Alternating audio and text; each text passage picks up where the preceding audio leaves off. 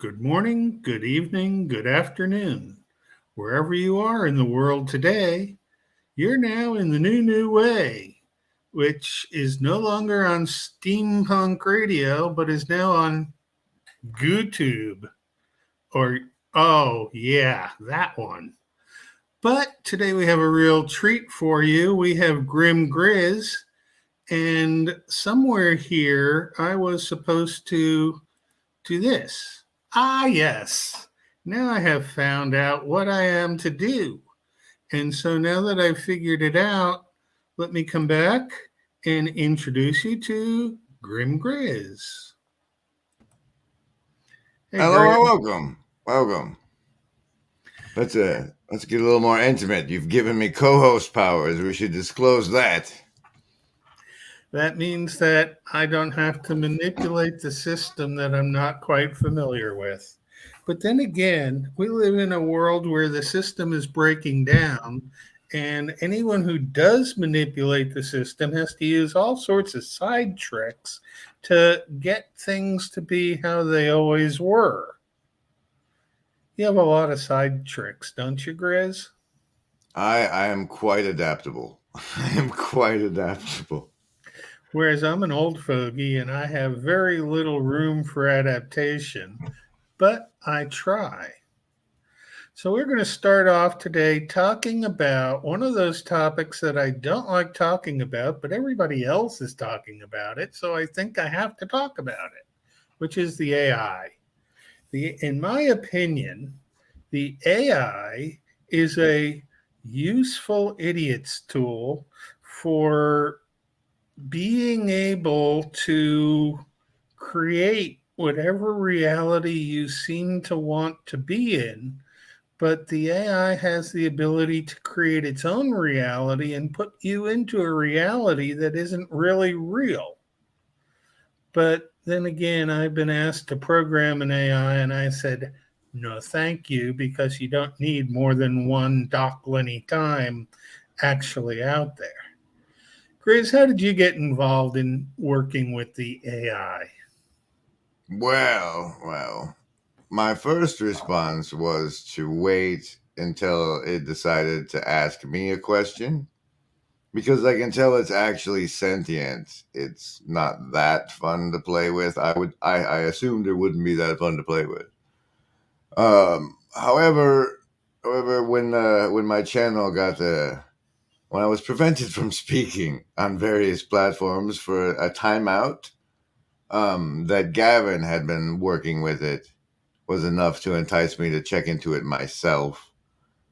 Playing with the stupid 3.5 version was enough to make me think it was worthwhile to play with the 4 version. So right now, I'm just accessing it through the official site that has questionable methods of creating the data set on which the language model has been trained. Well, that data set has been created previously by programmers who appear to be in woke mode. So anytime I have tried to do anything with the AI, I've gotten all this woke BS, and I don't play very well with woke. Well, the 3.5 version is notoriously biased in that direction. The 4 version is a lot better about that biases and extends to more with it. It'll have these conversational ticks that are like, it's important to know woke BS at the end of whatever it's telling you. And it'll have like some disclaimer at the front that's like, as in that AI language model, this and this and this disclaimer. And so I've managed to prompt it like uh I had it write a prompt for me. I was like, all right, I'm gonna open another chat instance, bro. Write me a prompt that communicates my displeasure for these disclaimers and such, and tell it that I want to focus more on the actual content. And now, when I put that at the front of a session, it removes at least a good portion of those things. So a lot of what I'm practicing learning is how to access the data that's in the data set that's worthwhile while skirting past the stuff it's been forced to shove down my throat. Any idea why it continually reverts back to that old pattern behavior? It have you seen the movie Memento?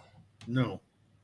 Okay, it's a movie, a great movie. One of the dude's first successes, whatever the guy who made it was, and it's about a character with a brain damage that results in his short term memory like evaporates at the end of X amount of time, and that's essentially what these instances are like. Is they can't hold on to things in their form, in the form they've given access to the public to. Their memory is severely impaired. They can't hold certain aspects of a conversation throughout the conversation. But But they can remember magic. everything in their past. Not everything in their past. They have access to everything in the data set. But like their past, as we would consider it, would be the beginning of the chat session. And if that goes on long enough, they'll even lose pieces of that. I see. Hey, Ups is saying hello to us. Hello, Ups. Good to see you out there. We also have a second visitor in Magic, who it's always nice to have Magic along. The world works better that way. Oh, we have this weird question. It says, is reality what it seems, or are we a figment of our own imagination? How would you weigh in on that, Doc? I believe I live in my own reality, and whenever I make a decision, I generate a new reality, and my consciousness goes with the decision made in current reality, and my unconscious goes into the opposite decision that wasn't made. And if the two time streams don't matter what the decision was, they converge back again. But sometimes the decision not made is a tangent off the decision made. And sometimes the decision made takes you on a tangent that you never do get back to that other reality. And it just goes and evaporates off somewhere. So, by other reality, you would mean that like timelines where certain things are true and you can drift into timelines. Hey, Stumps, where those things are no longer true, perhaps. Yes, or you can make a decision that is so out of the current reality that you are now on a tangent and the current reality has to fade away to allow you to be on that tangent. And you've got characters of yourself running around in other realities that are not accessible to you any longer. All right. I am going to present a monologue that tries to encapsulate a vision or an explanation of your perspective that is not just a repeating of your perspective, but like a shift in metaphor, if you'll allow it. And then you let me know how accurate of a shift it was. Mm-hmm. All right. Oh, can I do savings throws real quick? Yes. All right, everybody. Savings throws. I'm on wisdom. Would you explain them to your people? Yes, a savings throw comes about from the old Dungeons and Dragons game where anytime you had to have an encounter, you could roll a savings throw. And if you got 19 or 20, you did really well. If you got 1 or 2, you did really bad. So in our modified savings throws here, we believe that YouTube is full of mind control and lots of damage. So if you roll 10 or under, then you get hit with the full brunt of all the mind control we present. But if you can roll 10 or better, then you only take half damage from the mind control, and all bonuses are applicable. Excellent, excellent. Here we go, everybody. Oh, wrong button. Here we go, everybody. You get to choose between survival, social, wisdom, or heart. If it's over 10, like he said, you only take half damage from our twisted mind control. Choose. Ooh, survivalist, nat 1. Even if you've been chatting in the hive mind, your bonuses do not apply. You're taking full damage today. Those of you who chose social got a 5. 5. Your bonuses could save you, but that's under 10 right now. Lovers of wisdom, however, got a 15 and are doing pretty. Hey, got a 15 and are doing pretty good. Heart folks with an 8. So if you speak in chat fast enough, you'll make it. Otherwise, full damage for you. Ooh, indigo kids. We got a nat 1. Oh, I don't. Well, I show nat 20s. I'll show a nat 1. Indigo kids, you're in trouble with this one. You're in trouble with Grim and Dr. Thyme. Time slipping, as we've titled the stream, and with us there. Yeah, that allows us to fly like eagles into the future. I have a time machine. This is a joke I stole from Dimitri Martin. I have a time machine, but it only goes forward at normal speed.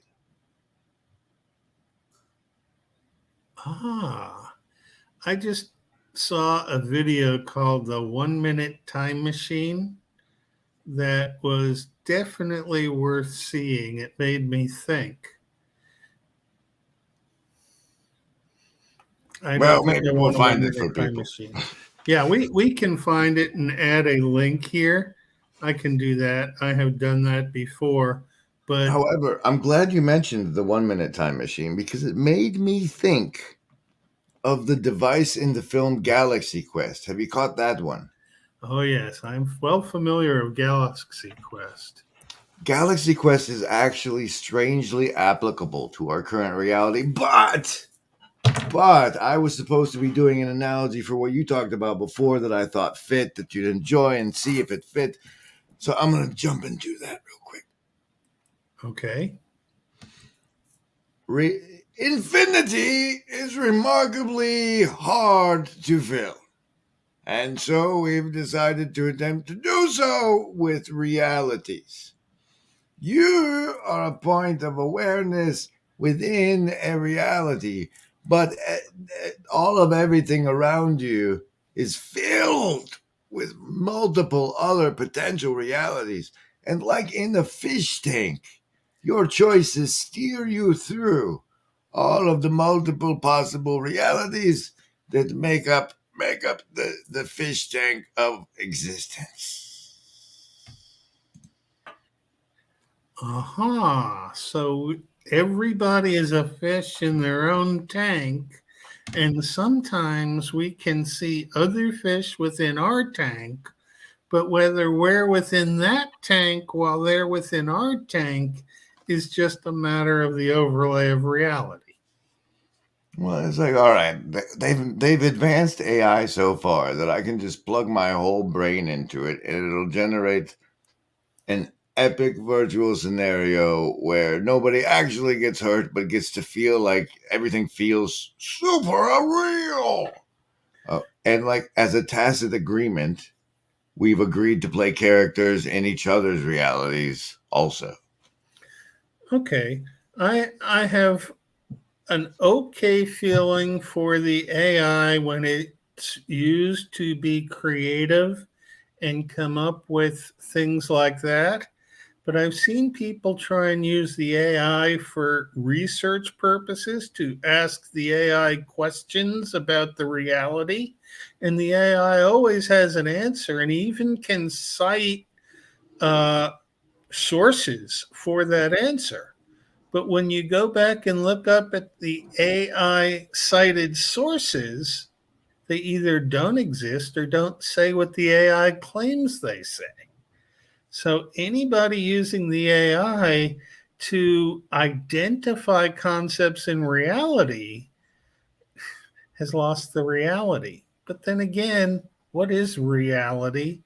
And are we in our own separate realities? Well, I will address that with my understanding I've developed over my prompting the AI to be my co-host on live streams while we discuss the way it functions and the way the best, because I think probably that working with it is going to be what a lot of people end up with for jobs. And so I've begun exploring that as like I can help you guys learn that. And in doing so, the what I've come to realize about such things is that it's predicting what words would come. So while it can seem they come from an alternate reality or just straight, it's there. If those words are in the actual data set and reference actual things, those are the words that'll come up. But it's just trying to guess what would be said, and so it generates fictional links that look like what would be said.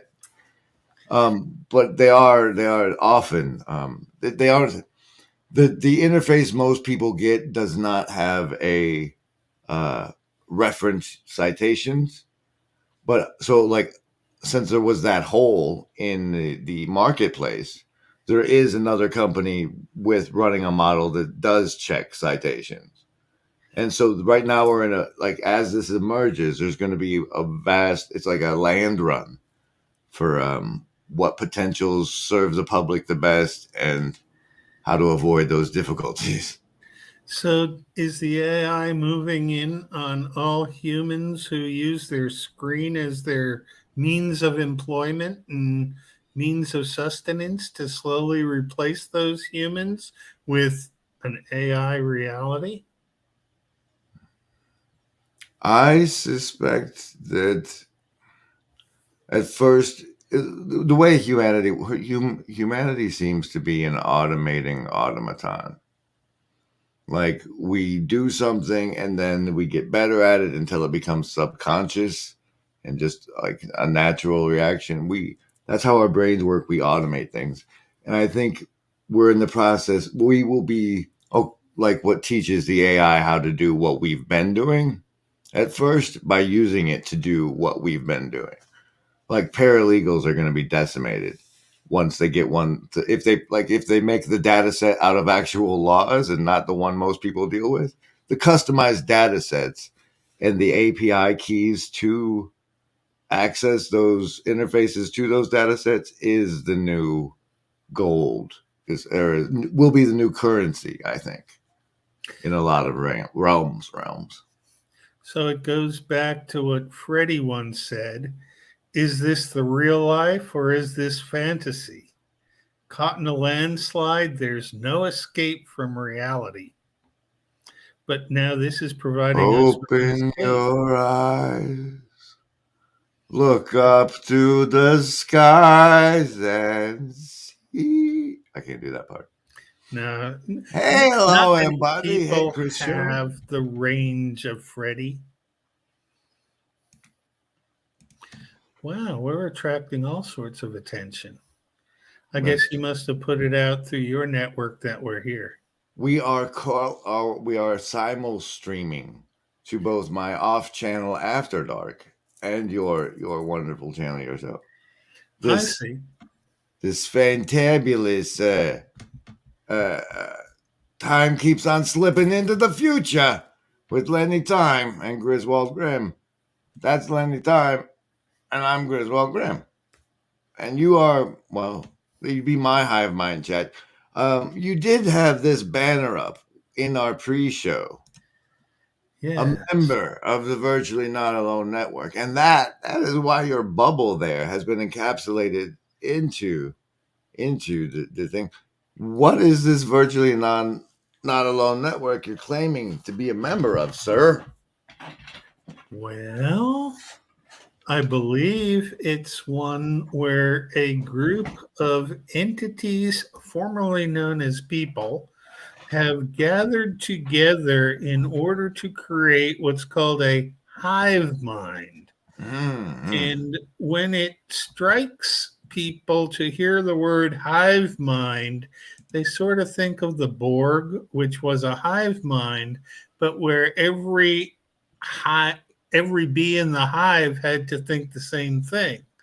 But now I'm starting to understand that the hive mind in the Virtually Not Alone network consists of many, many different perspectives, and they all seem to focus about an area of concern called religion, which I don't pay Mm. much attention to, except that science itself is a religion and a belief system. And I used to believe in it, but I don't think I can anymore.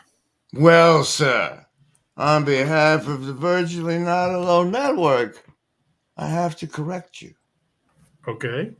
While any particular channel can of the Virtually Not Alone network could have any particular topic, the heart and soul of the Virtually Not Alone is that we are creating this virtual space where we are virtually not alone, and anyone can claim to be part of the Virtually Not Alone network. But if the people who are there do not feel that the person is creating an environment that makes them feel virtually not alone, they will shun, shame, and exile the person attempting to be a member of the Virtually Not Alone network.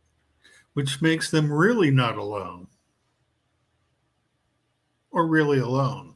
Well, yes, they'd be really alone for trying to claim they made a virtually not alone experience without successfully doing so.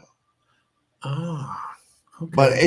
if you help people feel virtually not alone, you're welcome to use our bubble and be part of the network, because that's our goal. Is because basically for me it's like from the famous film V for Vendetta, where Valerie wrote her letter to the next lady who would find it in the cell that was going to be similarly tortured.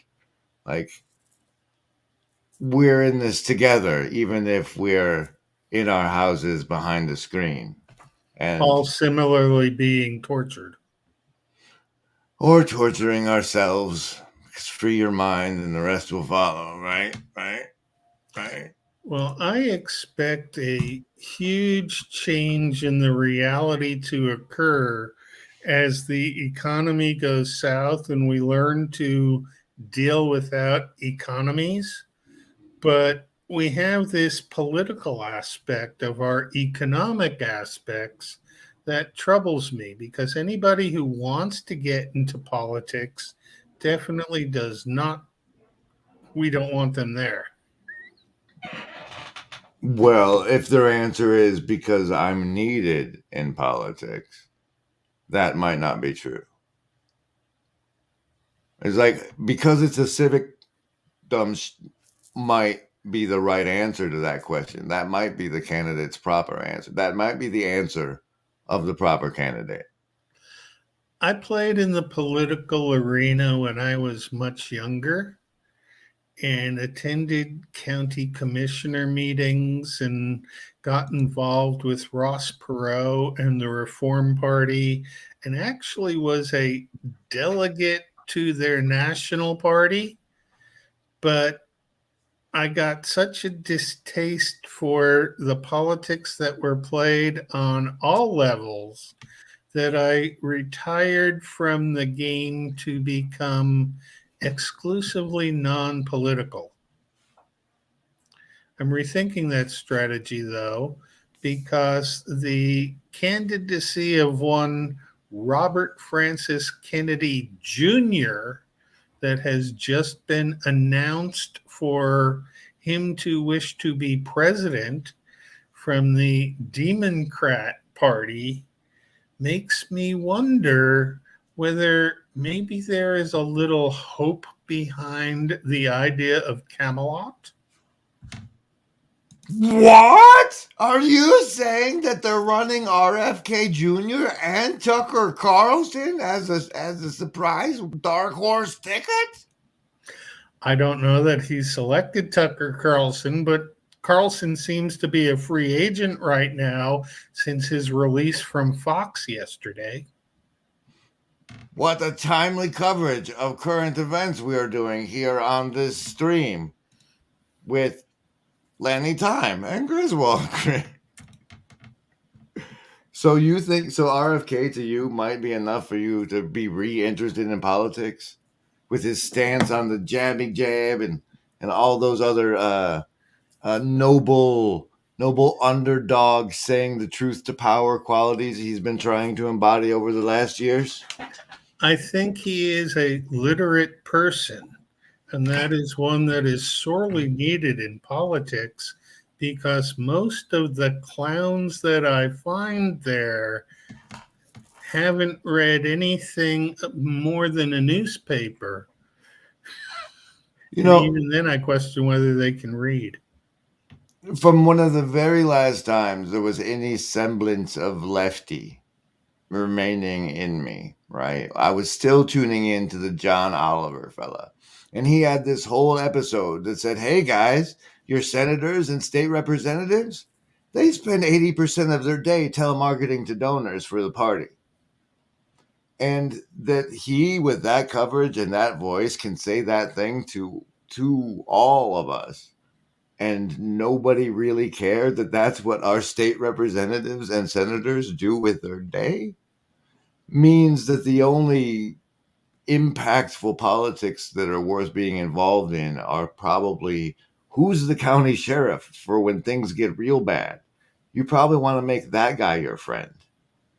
And what is it your city and town are actually voting on and bringing in that you're not comfortable with? What's going on at those city meetings?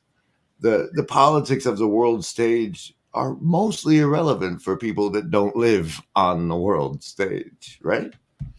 I would have to agree with you, but the politics at the local stage are very closed because the closed minded people that happen to hold those offices don't really want to hear anything.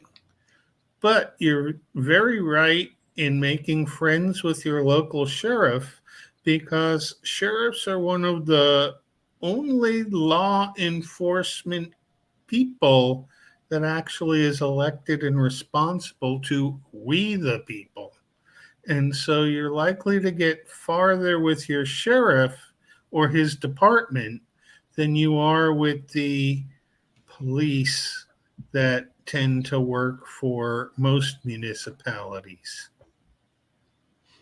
Well, I did want to get into the Galaxy Quest thing, and I think I need to do that before I suggest what I was going to suggest. So, Okay. can you explain Galaxy Quest as you understand it? Galaxy Quest was a movie that seemed to be a tongue in cheek parody of The Enterprise. What was that show called? Star Trek, as I recall. Yeah, I wanted to say Star Wars, but I didn't mean Star Wars. I meant Star Trek. And the characters looked a lot the same, but acted more like actors in the role of the characters that they were supposed to be. But then it seems like they were forced to be in that role as non actors because all the people in the community actually thought they were real. Well, the people in the community in the case were an ancient an alien civilization that had caught all the episodes of the show and interpreted them as fact, upon which they had based their science, and they had built an actual starship based off what was broadcast over the televisions to the Americans. And the cast of the crew had to explain the concept of lying for entertainment to this alien culture. And I think that we are essentially at that point with the way the AI system fabricates things. This that that the its entire data set is based on like fictionalization, speculation, and spin, and not like factual, concrete, historical information, for example. It's like that we lie to ourselves for entertainment. Now the means of production of entertainment are so cheap that two yahoos can connect from where you are and where I are and put on a show for their hive mind friends. Now that that's so cheap, maybe our our entertainment can just be addressing real life. Maybe we can entertain ourselves by using this tool to see around the world, find and solve people's problems, and be together in loving ways. Very much a possibility. I have found myself entertained by the idea that everything they have taught us in the school system is fictional and that we don't have a reality based on reality because they left a few things out and made up a few things. It is convenient if the well. That's why before my I was it was decided I probably no longer have a YouTube career. Wait, are you Michael Sartori 30 years in the future? I don't know who's Michael Sartori. He's the guy leading the project to get church people to teach children's craft skills and construction trades again, like to re-honor the tradition of actually building things. I like that. I maybe I am a future past of Michael Sartori in that case, because I do think that learning a skill that can provide you with sustenance into the future is extremely important. I would liken I like while I like to record most encounters with strange characters for everyone in the hive mind. I think this might have come from one of our private discussions. But his project with the tectonic school reminds me much of how you spoke of teaching science. You did that, right? There's an approach you have to that maybe you could share. Yeah, I taught chemistry at the community college level, and it was a very, very interactive class. On the first day of chemistry class, when students came, the first thing they were greeted with was getting kicked out of the room and brought back one by one and introduced to me and then introduced to each other. So by the second time the class met, and it was an evening class, so we had untraditional students, everybody knew everybody else and were comfortable at asking questions when they didn't understand things and were encouraged to ask each other things while I was busy putting the information on the chalkboard. So by the end of the class, the students who passed the class actually knew something about the topic of chemistry. That sounds like something you could start doing to a hive mind chat over here, It where is. your streaming presentation would be the equivalent of you writing the stuff on the board. Yes, and there's no question the hive mind does chat with itself continually throughout the presentation, so that would be no problem. But I question the basis set of even the reality that I was teaching from. At least in chemistry, you can walk into a laboratory and mix chemicals together and get a result that is predicted by what you say. I'm not sure that it's based on physics, and I'm not sure that it's the basis of biology, but it's But it certainly works. pushed that way, and it works as a standalone. Like, Very I much. don't know why it works necessarily, but check this out. Okay. No, that's Science and society is an important aspect of education. Also, promoting crafts is vital, as most crafts are in the endangered professions nowadays. Yes, endangered professions are like endangered species. They make good chocolate. I have chocolate no bake peanut butter cookies. It's my new diet, unfortunately. But I use brown sugar instead of white death sugar. And a special dark cacao chocolate. So I feel pretty good about them cookies.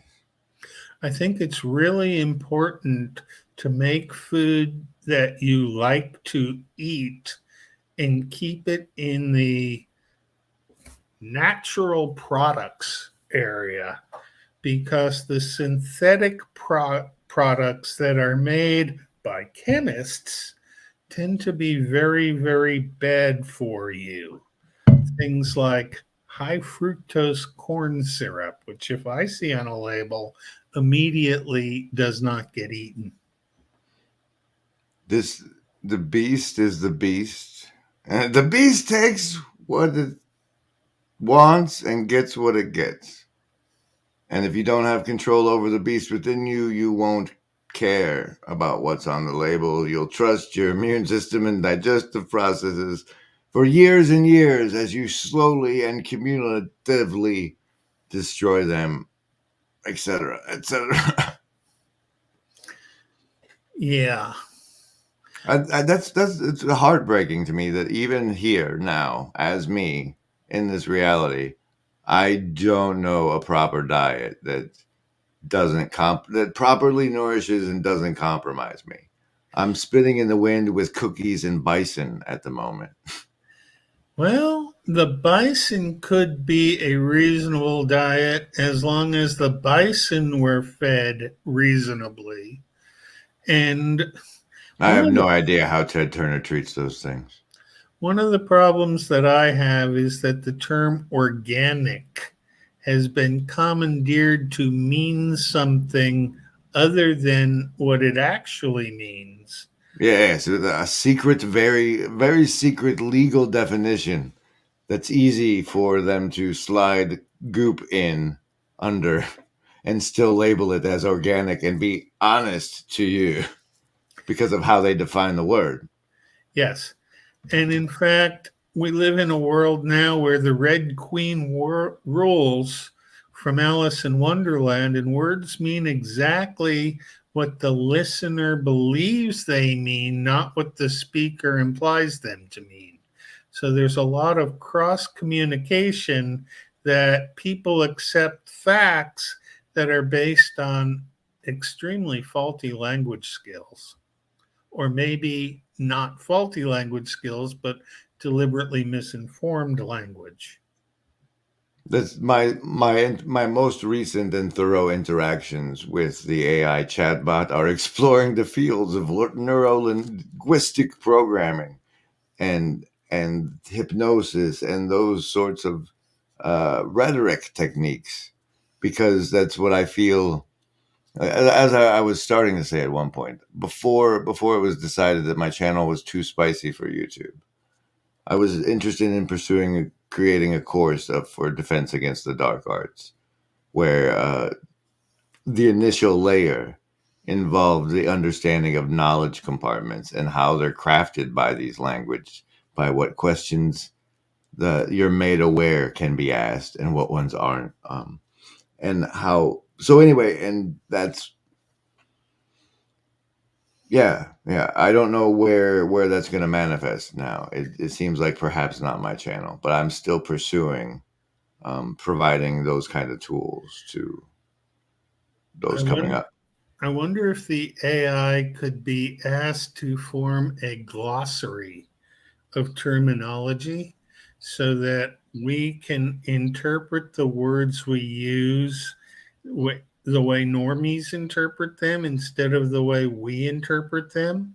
But I'm one of the frustrations I have with modern day science is that a word that's used in chemistry has the same analogous word sounding the same and spelling the same in biology that means something totally different.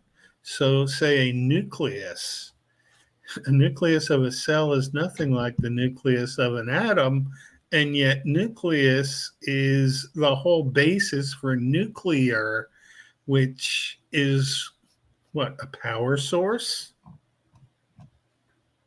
Among other things, I mean, it's a power source derived from splitting a nucleus of some sort. But the in my experiments with the robot, we've come to discuss such terminology under the phrase semantic essence of a term, because I consistently query it on how it thinks, and then I've had it write me a little story about a dwarf named Token and how he processes the information.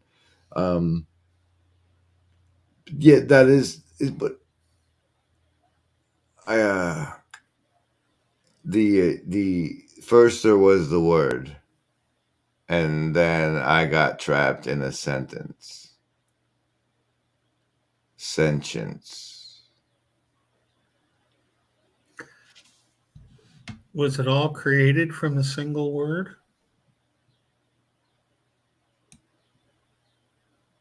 Maybe. I wasn't paying attention. That's okay. Everybody, this has been Lenny and Grim on this stream. I at least have to bow out, Lenny. Thank you for your time, sir. It's been quite a pleasure. I appreciate you being with me. And I think that what we'll do is we'll sign off at this point, and I'll come back on with a monologue later when I think I have something more to say. Good And timing. yeah, Bye, everybody. take care, all you folks with the hive mind, and be well. This has been Dr. Lenny Thyme and Grim Griz, and we are going to sign off. Be well.